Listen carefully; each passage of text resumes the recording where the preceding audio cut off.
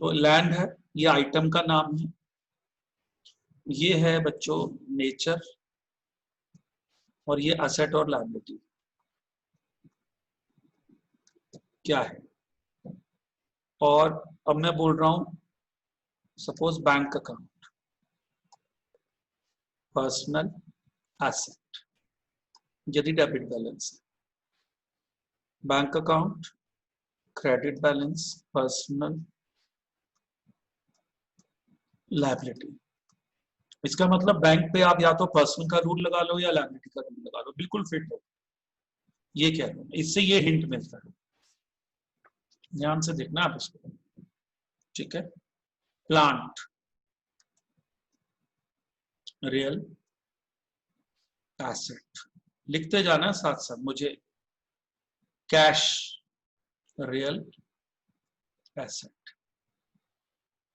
Wages, nominal, dash लगा दो, क्योंकि बच्चों जो नॉमिनल है वो एसेट और लायबिलिटी हो ही नहीं सकता। Nominal item can't be asset और liability. If the nature is nominal it can't be asset और लायबिलिटी, ये बात लिख लो। If nature is nominal by nominal account it can't be asset और liability.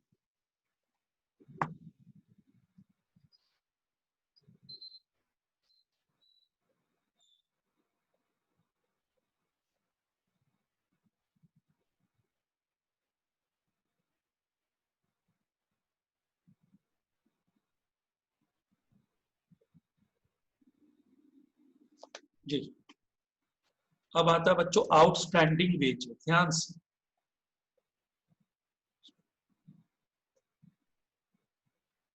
Outstanding wages, personal and liability. Insurance, nominal. Nominal का मतलब बच्चों वो एक्सपेंस है यार, यहाँ dash. Prepaid insurance,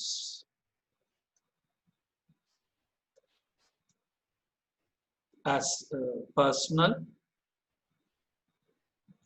asset, capital, personal liability। देख रहे हो आप बच्चों, जो चीज पर्सनल और रियल है वही एसेट और लायबिलिटी। जो चीज पर्सनल और रियल है वही एसेट और लायबिलिटी।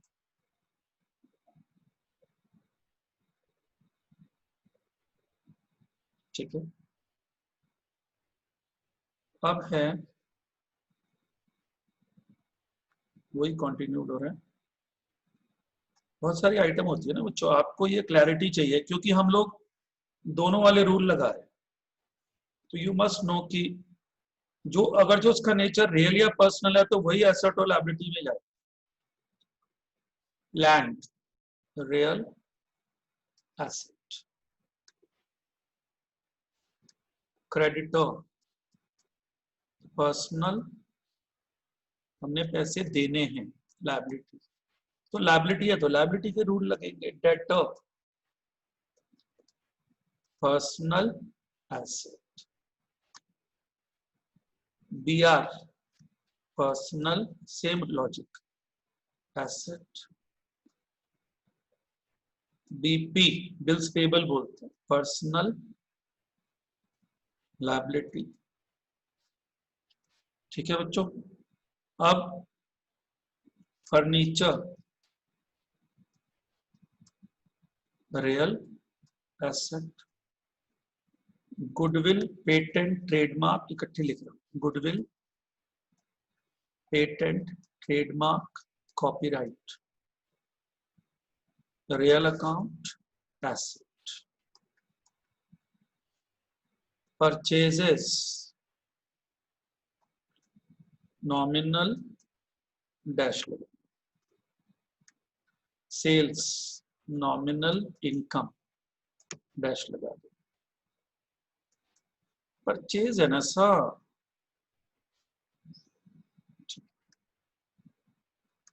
ड्राइंग्स,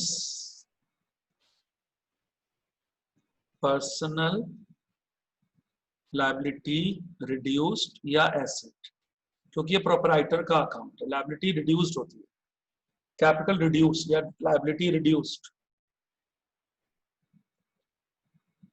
ठीक है, इनकम इन एडवांस या खाली इनकम, नॉमिनल, कोई भी इनकम डैश लिया, एडवांस इनकम,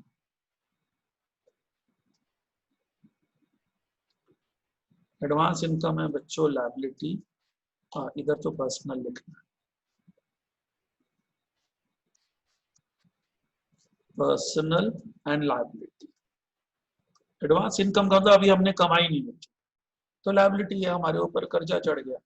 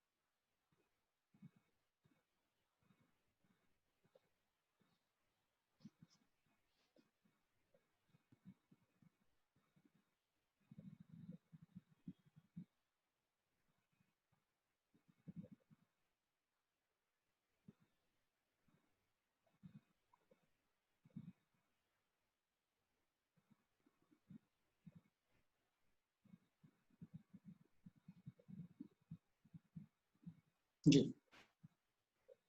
ठीक है, फिर आता है बच्चों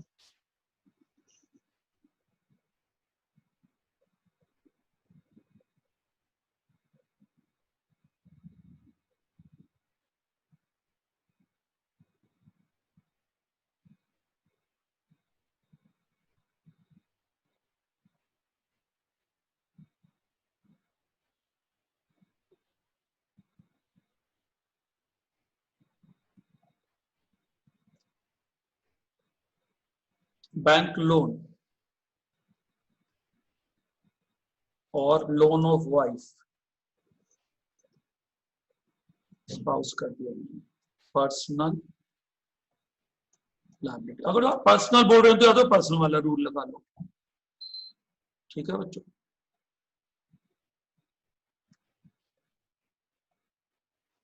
यदि आप पर्सनल बोल रहे हो पर्सनल वाला रूल लगा लो ना, स्टॉप भी।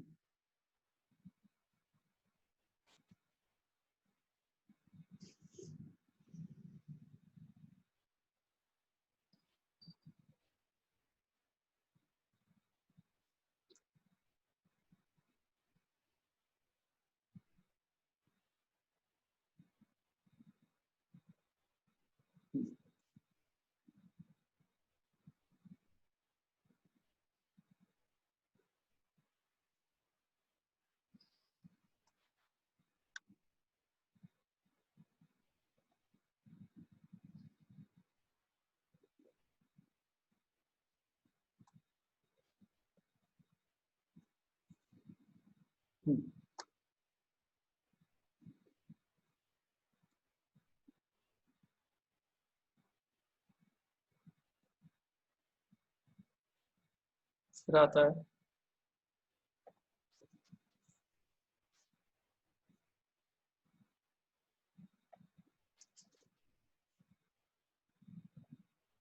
वही बच्चों, प्रोपराइटर या कैपिटल एक ही बात, proprietor equal to capital equal to drawings, एक ही बात है, equal to personal equal to liability. Drawing में लायबिलिटी माइनस हो जाती है जो विड्रॉ करता है। फिर देखो ये बहुत अच्छा पॉइंट याद आया, input GST, personal asset, output GST, personal liability. क्योंकि बच्चों आउटपुट जीएसटी हमने ग्राहक से वसूला है और गवर्नमेंट को देना है, और इनपुट जीएसटी हमने हमने पहले पे किया और हमने इसको रिकवर कर लिया।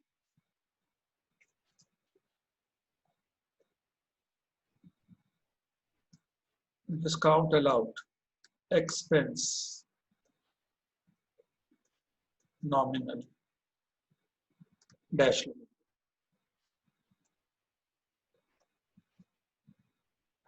Discount received, income, nominal. अब बच्चों खुद सोचो ना, जब वो इनकम है, नॉमिनल है, तो वही रूल लगाओ, डैश लगाओ. जब वो रियल और पर्सनल यहाँ आएगा तभी वो एसेट और लायबिलिटी बने.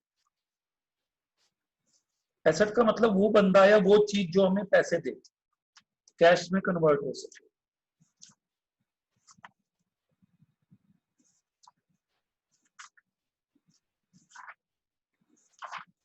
फिर आता है बच्चों investment in real estate, gold, etc. Real asset. Investment in share market or bank. Investment in bank or share market. Personal or asset. Loans given. Personal or asset. Loan taken. Personal or liability.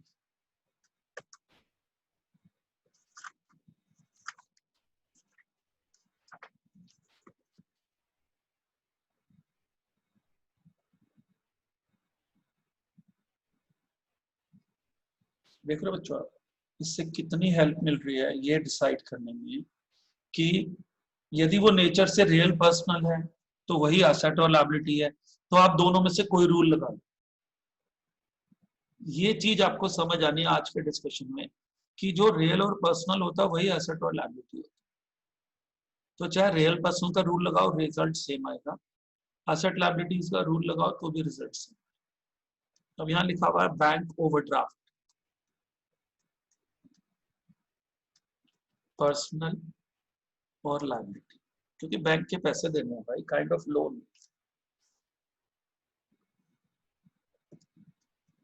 Fix assets ऐसे लिखा रहता है, real और asset, नाम नहीं लिखा है asset.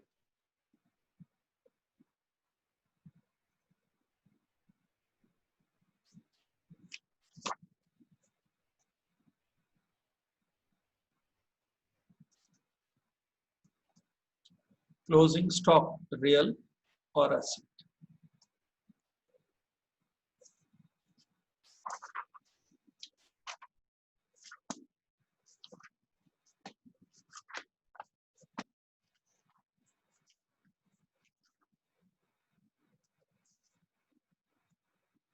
Loan to x, ध्यान से सोचो, लोन टू एक्स, लोन दे रखा है तो ये पर्सनल है और एसेट है. और लोन फ्रॉम एक्स, देखो लैंग्वेज चेंज हो गई, लोन फ्रॉम एक्स पर्सनल है और लायबिलिटी. इनकम टैक्स ये बच्चों पर्सनल है, एक्चुअली ड्राइंग्स होता है, इसलिए इसमें मैं बार बार कह रहा हूं या तो लायबिलिटी माइनस और एसेट प्लस. वैसे लायबिलिटी माइनस का रूल होता है, ड्राइंग रिड्यूसेस कैपिटल. ड्राइंग जो है वो कैपिटल को रिड्यूस करती है.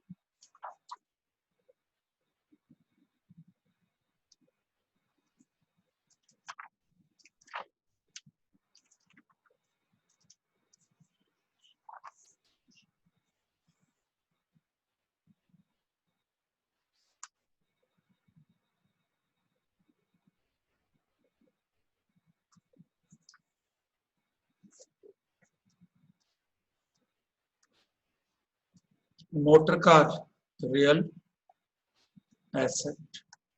मोटर कार एक्सपेंसेस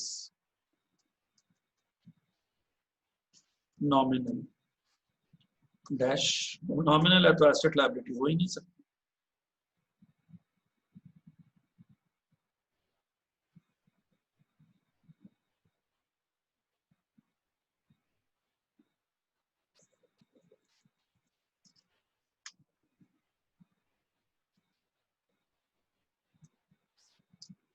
तो ये चीज आपको समझनी है और फिर ये बात आप समझ लो, what is classified as real और personal?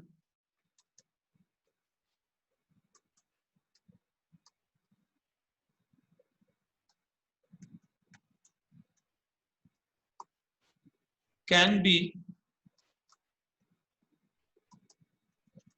classified as, can also be classified as assets and liabilities. ये जिसको आप रियल और पर्सनल में क्लासिफाई कर रहे हो उसको एसेट और लायबिलिटी में भी क्लासिफाई कर सकते, जैसे bank loan taken in cash, ठीक है, ये देखो cash account debit to bank loan. अब देखना जरा ध्यान से, एक एंगल रियल का 1, पर्सनल का 2, दूसरा angle asset plus liability plus ये है। आप देख रहे हो बच्चों, दोनों एंगल से वो चीज यूज हो रही, both the angles we are using. कुछ भी लगा लो सेम रिजल्ट आएगा भाई। एक्टिवा को किक से स्टार्ट करो, सेल्फ से करो, रिजल्ट तो सेम आएगा दोस्त।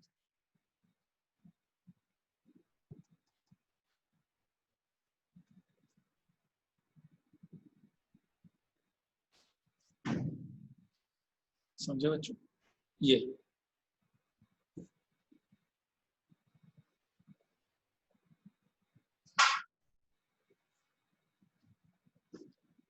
और कैपिटल ब्रॉट इन,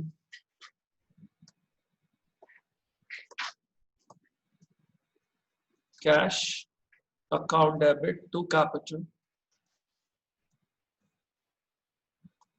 ठीक है।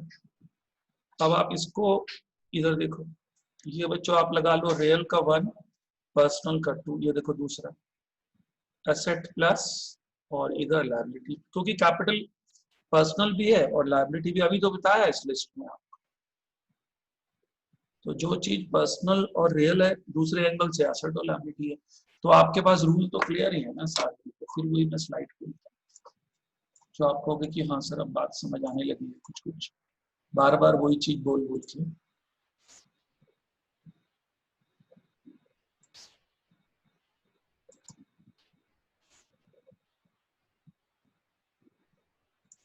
ये देखिए,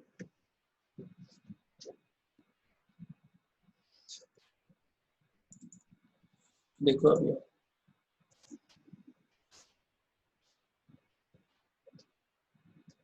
ये देखो, अच्छा यहाँ दिख रहा है ये rule, debit what comes in, credit what goes out. दिखा रहा हूँ, वही रोज देखते हैं। Debit the receiver, credit the giver, debit all expenses and losses, credit all income and gains. अब देखो, ये देखो, ये increase in asset debit, decrease in asset credit, increase in liability credit, decrease in liability. ये बच्चों एक और rule हो गया, इसको बोलते हैं मॉडर्न रूल, अमेरिकन रूल, कुछ बोल लो, बट ये भी बिंदास लगता है। ये इसको हम बोल देते हैं rule of asset and liability. ये जो रिजल्ट देता है वही रिजल्ट रियल और पर्सनल भी देता है। इस रूल से जो रिजल्ट आपको मिलते हैं वही रिजल्ट आपको रियल एंड पर्सनल से भी मिलते हैं। तो आइदर ये रियल पर्सनल की जगह ये लगा लो या रियल पर्सनल लगा लो, आपका रिजल्ट बदलने वाला नहीं है। ये चीज ही हम समझा रहे हैं कि भाई एक चौथा रूल भी है, there is a fourth rule.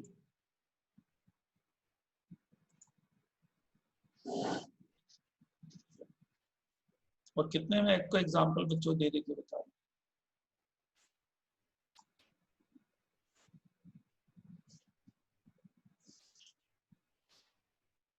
और फिर देखिए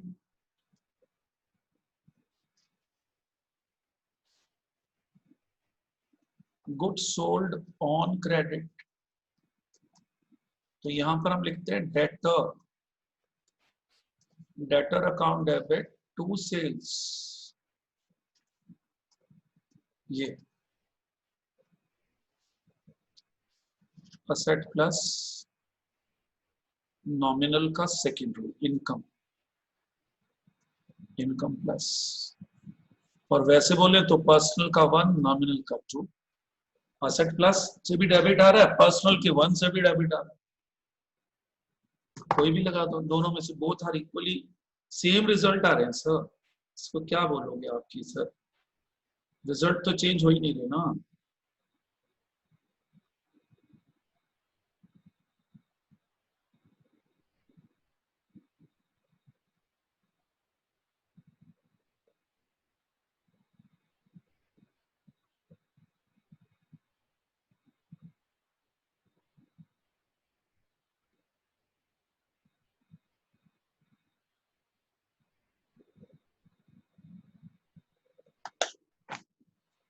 ठीक है बच्चों, डेटर्स टू सेल्स। अब गुड्स बॉट ऑन क्रेडिट,